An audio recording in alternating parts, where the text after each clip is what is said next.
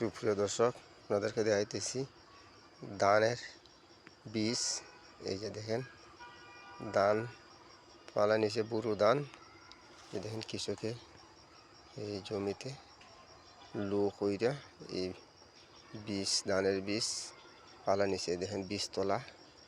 এই যে বীজতলাগুলা কীভাবে ধান ফালাইতে হয়, যে বুরু ধান। এই ধানটা কিন্তু 100 জাতের ধান এবং এই ধান হয় ভালো।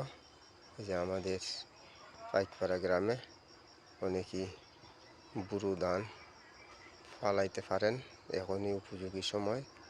যে দেখেন 100 জাতের ধানগুলা কিন্তু আগুল পড়ে এবং এই ধানগুলা পুষ্ট হয় এবং ধানও বেশি হয় জমিতে, খাইতেও অত্যন্ত সুস্বাদু 100 জাতের ধান। এই যে দেখেন লো করে কীভাবে ফালাইতে হয়।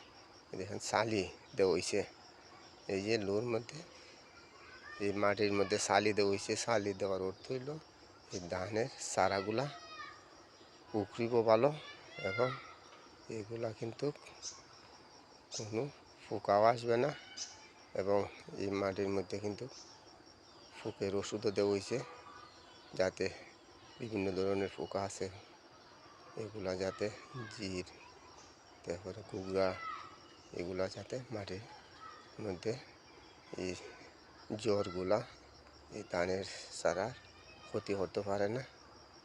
অত্যন্ত ভালো, এইভাবে অনেকেই ধানের চারা ফালাইতে পারেন বীজ।